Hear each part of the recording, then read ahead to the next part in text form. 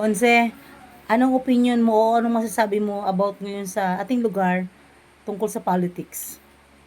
Ayan, magandang tanong. Alam mo naman, October filing, next May election.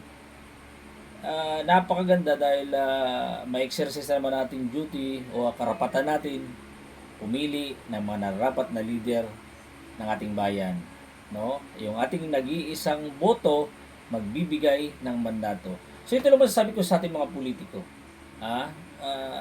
Ibigay natin yung ating buong pagsiservisyo. Kung ano yung ating mga naipangako sa ating mga kababayan, yun sana yung ating gawin at tuparin, no? At yung pag-aaway-away, pagbabangayan sa politika, lalo na kung masyadong personal na, ay hindi po maganda. Lalo na sa mata ng mga kabataan. Kaya nga tayo merong iske, sangguniang kabataan, hinuhubog natin yung ating mga susunod na henerasyon na magiging leader ng ating bayan kung paano ang tamang pagsisilbi sa bayan. Ngunit kung ang nakikita nila sa atin ngayon ay ganito ang sistema, siraan dito, siraan doon, namimili ng boto rito, namimili ng boto roon, at kung ano-ano pa ng mga hindi magagandang impluensya sa mga kabataan, hindi po maganda yan. Hindi maganda yan. Kaya dapat ibalik natin sa mga parang school-based lang na eleksyon, di ba?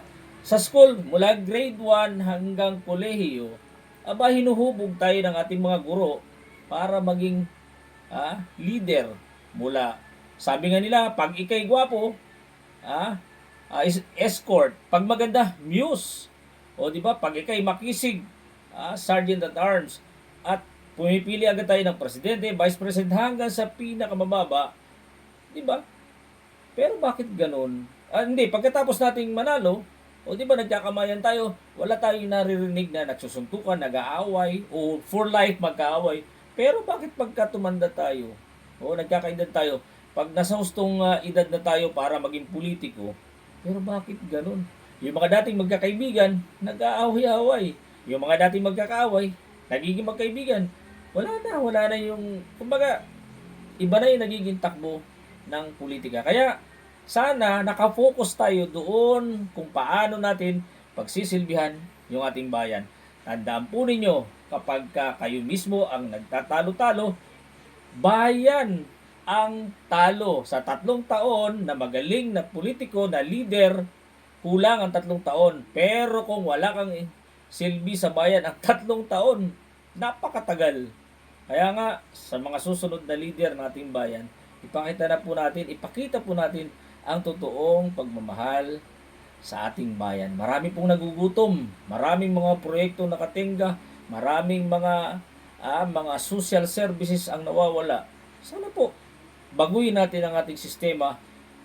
Sabihin na natin, taytay una sa lahat. Una po sana tayong magising sa mga bagay na para sa public service at para sa bayan. Unahin po natin yung kapakanan ng ating bayan at mamamayan. Kaya lagi po nating tatandaan, kapag tayo mga politiko ang nagtatalo-talo, bayan ang talo. Mag-isip po tayo. Thank you. God bless.